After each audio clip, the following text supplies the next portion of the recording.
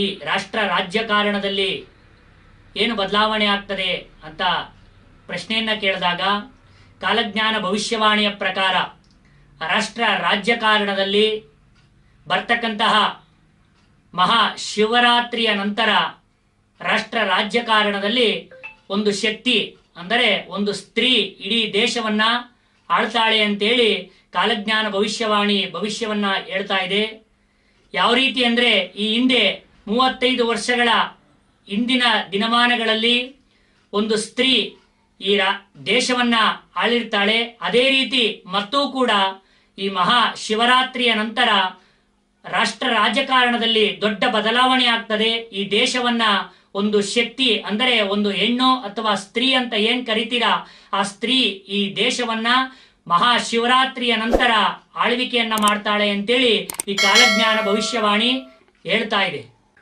ಎಲ್ಲಾ ಮಿತ್ರ ಪಕ್ಷಗಳು ಸೇರಿ ಒಂದು ಸರ್ಕಾರವನ್ನ ರಚನೆ ಮಾಡ್ತಕ್ಕಂಥ ಯೋಗ ಇದ್ರೂ ಕೂಡ ಎಲ್ಲ ಪಕ್ಷಗಳು ಕೂಡ ಏನು ಈ ದಿನ ಏನು ಅಧಿಕಾರದಲ್ಲಿದೆ ಅವೆಲ್ಲ ಪಕ್ಷಗಳು ಕೂಡ ಕಿತ್ತಾಡಿ ಒಂದು ಪಕ್ಷ ಈ ರಾಜ್ಯದಲ್ಲಿ ಅಧಿಕಾರಕ್ಕೆ ಬರುತ್ತೆ ಅಂತೇಳಿ ಹಿಂದೆ ಭವಿಷ್ಯವನ್ನ ಹೇಳಿದ್ವಿ.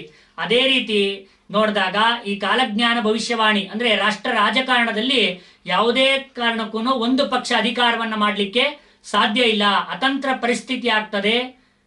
ಎರಡು ಅಂದ್ರೆ ಮಿತ್ರ ಪಕ್ಷಗಳ ಸಹಾಯದಿಂದ ಒಂದು ಪಕ್ಷ ಅಧಿಕಾರಕ್ಕೆ ಬಂದು ಈ ದೇಶವನ್ನ ಈ ರಾಷ್ಟ್ರವನ್ನ ಒಂದು ಸ್ತ್ರೀ ಅಂದ್ರೆ ಒಂದು ಶಕ್ತಿ ಈ ದೇಶವನ್ನ ಆಳ್ತಾಳೆ ಅಂತೇಳಿ ಕಾಲಜ್ಞಾನ ಭವಿಷ್ಯವಾಣಿ ಹೇಳ್ತದೆ. ಆ ಜಾತಕಗಳನ್ನ ಪರಿಶೀಲನೆ ಮಾಡಿ ನಾವು ಉತ್ತರಾಯಣ ಪುಣ್ಯಕಾಲದಲ್ಲಿ ಅಂದ್ರೆ ಮಕರ ಸಂಕ್ರಾಂತಿಯ ಪರ್ವಕಾಲದಲ್ಲಿ ಯಾರು ಅಂತ ಆ ಕಾಲಜ್ಞಾನವನ್ನ ಮತ್ತೊಂದ್ಸಾರಿ ತೆಗೆದು ಯಾರಾಗ್ತಾರೆ ಅಂತೇಳಿ ಮಕರ ಸಂಕ್ರಾಂತಿಯ ಹಬ್ಬದ ದಿನ ನಾನು ನಿಮಗೆ ಮತ್ತೆ ವಿಚಾರವನ್ನ ತಿಳಿಸ್ತೀನಿ. ಹೇಳೋದಾದ್ರೆ ಈಗಿನ ಸಮಯ ಮತ್ತೆ ಈಗಿನ ಸಂವತ್ಸರದ ಫಲಾಫಲಗಳನ್ನ ನೋಡೋದಾದ್ರೆ ಈ ದೇಶವನ್ನ ಮುಂದಿನ ದಿನಮಾನಗಳಲ್ಲಿ ಒಂದು ಸ್ತ್ರೀ ಈ ರಾಜ್ಯವನ್ನ ಅಥವಾ ಅಲ್ಲ ಈ ದೇಶವನ್ನ ಆಳ್ತಾಳೆ ಅಂತ ಏನಾದ್ರೂ ಕೂಡ ಏನು ಈ ಮಹಾಶಿವರಾತ್ರಿಯ ಒಳಗಾಗಿ ಏನಾದ್ರೂ ಕೂಡ ಏನು ಈ ಎಲೆಕ್ಷನ್ ಅಂತ ಏನ್ ಕರಿತೀರಾ ಅದನ್ನ ಮಾಡಿದ್ರೆ ಮಾತ್ರ ಮೋದಿ ಅವರು ಮತ್ತೆ ಪ್ರಧಾನಿ ಆಗ್ಬೋದು. ಮಾರ್ಚ್ ನಂತರ ಏನಾದ್ರೂ ಕೂಡ ಎಲೆಕ್ಷನ್ ನಡೆದ್ರೆ ಬೇರೆ ಪಕ್ಷ ಅಧಿಕಾರಕ್ಕೆ ಬರ್ತದೆ. ಈ ದೇಶವನ್ನ ಒಂದು ಸ್ತ್ರೀ ಅಂದ್ರೆ ಶಕ್ತಿ ಆಳ್ತಾಳೆ ಅಂತ ಹೇಳುತ್ತೆ. ಅಲ್ಲ, ಯಾವ ರೀತಿ ಇದೆ ನಿಮ್ಮ ಕಾಲಜ್ಞಾನದಲ್ಲಿ ಯಾವ ರೀತಿ ಉಲ್ಲೇಖಿಸಾಗಿದೆ ಅಂತ ಅಂದ್ರೆ ಮಹಾಸಿದ್ರು ಬರ್ದಿರ್ತಕ್ಕಂಥ ಕಾಲಜ್ಞಾನ ಭವಿಷ್ಯವಾಣಿಯನ್ನು ನೋಡಿದಾಗ ಈ ಮಹಾಶಿವರಾತ್ರಿ ನಂತರ ಒಂದು ಶಕ್ತಿ ಈ ದೇಶವನ್ನ ಆಳ್ತಾಳೆ ಅಂತೇಳಿ ಕಾಲಜ್ಞಾನ ಭವಿಷ್ಯವಾಣಿ ತೋರಿಸ್ತಾ ಇದೆ. ಶಕ್ತಿ ಅಂದ್ರೆ ನಮ್ಮಲ್ಲಿ ಸ್ತ್ರೀ ಅಥವಾ ಹೆಣ್ಣು ಅಂತ ಕರೆಯೋದ್ರಿಂದ ಕಾಲಜ್ಞಾನ ಭವಿಷ್ಯವಾಣಿಯ ಪ್ರಕಾರ ಹೇಳೋದಾದ್ರೆ ಶಕ್ತಿಯಾಗಿರ್ತಕ್ಕಂಥವಳು ಹೆಣ್ಣಾಗಿರೋದ್ರಿಂದ ಈ ದೇಶವನ್ನ ಒಂದು ಹೆಣ್ಣು ಮುನ್ನಡೆಸ್ತಾಳೆ ಅಂತ ಹೇಳುತ್ತೆ.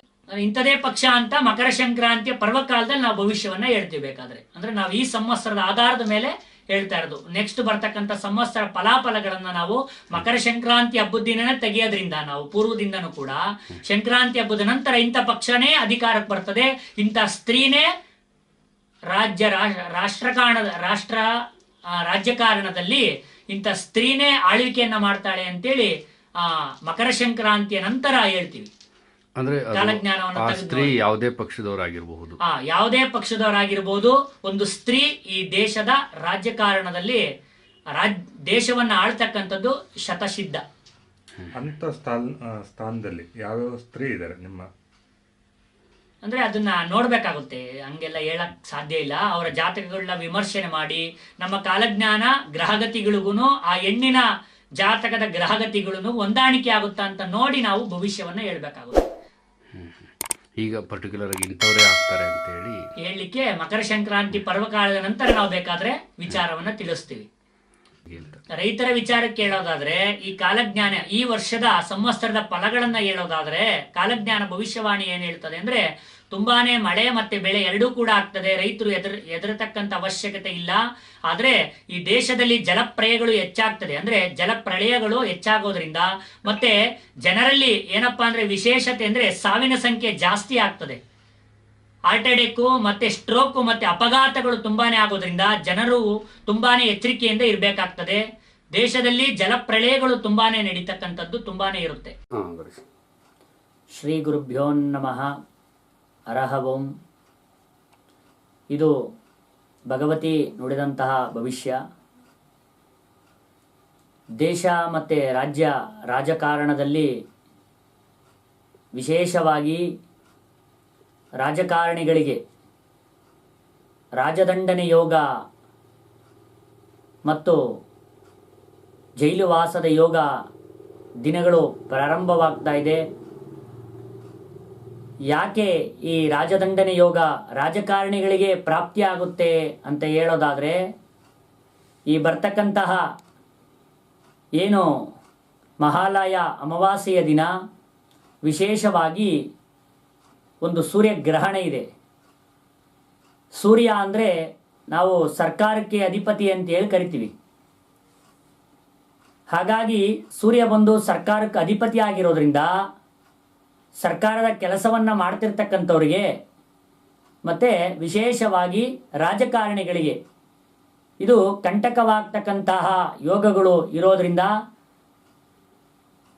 ರಾಜಕಾರಣಿಗಳಿಗೆ ಮತ್ತು ಸರ್ಕಾರದ ಕೆಲಸದಲ್ಲಿರ್ತಕ್ಕಂತಹ ಎಲ್ಲ ಸಾಮಾನ್ಯ ವ್ಯಕ್ತಿಯಿಂದ ಹಿಡಿದು ದೊಡ್ಡ ವ್ಯಕ್ತಿಯ ತನಕನೂ ಕೂಡ ಎಲ್ಲ ರಾಜಕಾರಣಿಗಳಿಗೆ ಮತ್ತು ರಾಜಕೀಯ ಕೆಲಸ ಕಾರ್ಯವನ್ನು ಮಾಡ್ತಕ್ಕಂಥವ್ರಿಗೆ, ಸರ್ಕಾರದ ಕೆಲಸ ಕಾರ್ಯವನ್ನು ಮಾಡ್ತಕ್ಕಂಥವ್ರಿಗೆ ಒಂದು ದೊಡ್ಡ ಕಂಟಕಗಳು ಈ ಸೂರ್ಯಗ್ರಹಣದ ನಂತರ ನಡೀತದೆ ಅಂಥೇಳಿ ಕಾಲಜ್ಞಾನ ಭವಿಷ್ಯವಾಣಿ ಹೇಳ್ತಾ ಇದೆ.